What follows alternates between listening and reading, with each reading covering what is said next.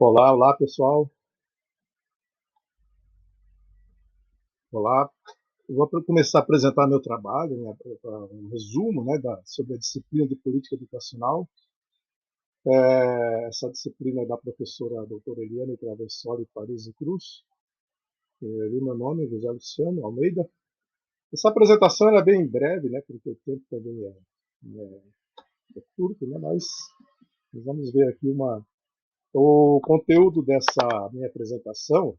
Tem como base esses dois materiais aqui que eu tenho as imagens.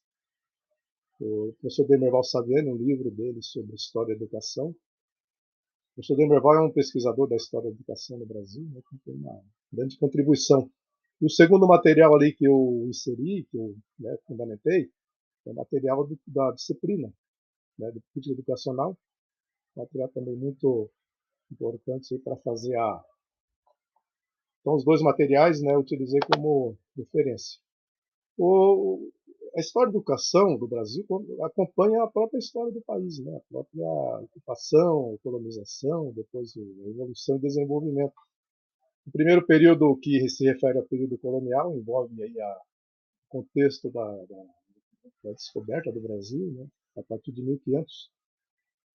E a partir de 1549 dá início aí, então, uma ocupação, como chamar de preocupação, né? Também, como Portugal tinha que ocupar o novo território, a educação também ela passou a ser uma ferramenta da própria ocupação, principalmente com a catequese indígena. Né? Havia, na verdade, duas dimensões, a catequese e a educação das elites, né, portuguesas já aqui no novo território. Pedagogia tradicional e voltada, né, para a catequese e para a educação das elites. Não há necessariamente leis educacionais, né, porque é um documento jesuíta, né, o Ratio Studiorum, que vai fundamentar, né, toda a parte base da educação jesuítica. Também não há reforma educacional propriamente dita, né, o que é uma liderança do padre Manuel da Nóbrega, que vai trazer, né, e criar colégios ao longo do litoral brasileiro. O segundo período é o Estado getulista.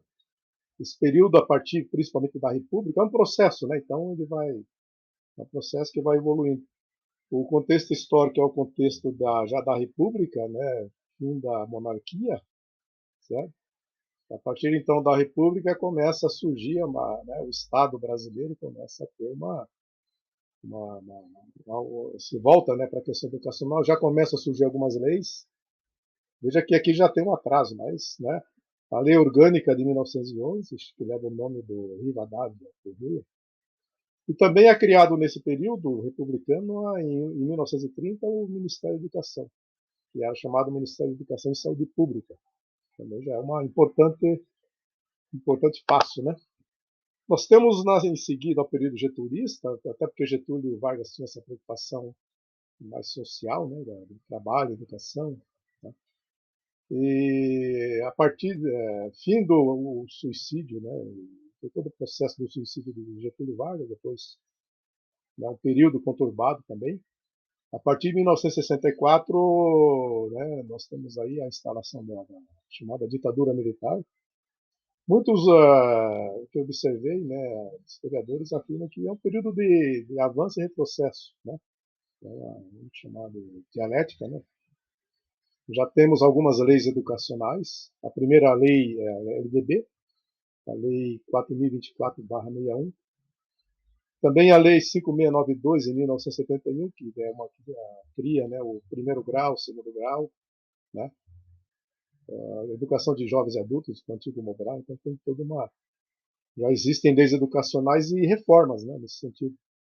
Ainda que para estudiosos aí da história da educação é um momento, como eu falei, né, de percepção, o regime político, né, não se fecha, né, para a sociedade, e a imposição dessas leis aí também, como as reformas nas universidades também, seguindo o tradicional modelo norte-americano.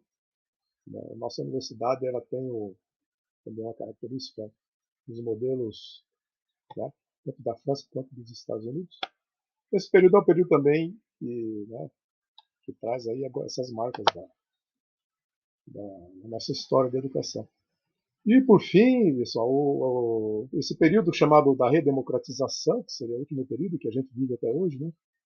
O contexto histórico aqui é o contexto da redemocratização, fim da ditadura, né, em 1985, a, né, o poder civil retorna, né, ao país, né, depois de muita luta, de muita perseguição, torturas e toda uma questão aí que envolve a complexidade que é uma ditadura militar. Leis educacionais vão surgir com mais rigor, né, com mais participação popular, inclusive, né, principalmente a Constituição de 1988. Essa Constituição é a Constituição a que promulgada, né, em 1988 e que ela também lá tem, se não me engano, o artigo 205, que tem um capítulo especial sobre a educação.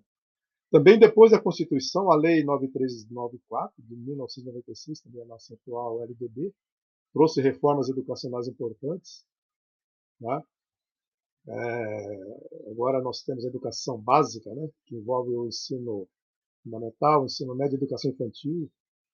Essa reforma também foi muito importante. Então, essa lei, essa última lei que a gente vive até hoje, a 9394, é a atual lei que fez uma ampla reforma na educação infantil, educação básica, ensino superior.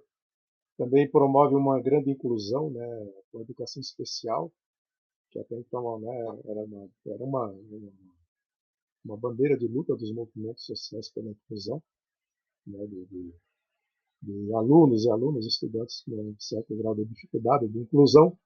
Então, esse momento é um momento também de grande efervescência, vamos falar assim, né, de leis e reformas. E, por fim, para finalizar, eu vou apresentar aqui algumas imagens desses 4 personagens aí. Tem vários, né? Esse não cabe todos ali. Eu peguei aqueles né, que estiveram aí na exigência de uma nova lei de diretrizes básicas. Bom lembrar que ali o Florestan Fernandes ele participou da Constituição, né, da escrita como deputado federal por São Paulo. Ele é um professor importante da nossa história. Paulo Freire, né, o patrono, também esteve na luta por uma nova lei educacional. Darcy Ribeiro, também, né, o fundador da Universidade Nacional de Brasília, importante educador. E, por fim, o Demerval Saviani, que ainda hoje está entre nós aí, né, ainda produzindo aí pesquisas sobre história da educação. E também é um professor aposentado da Unicamp. Né? Então, essa é a minha apresentação, pessoal. E, né, até a nosso próximo trabalho, nosso próximo encontro. Um abraço.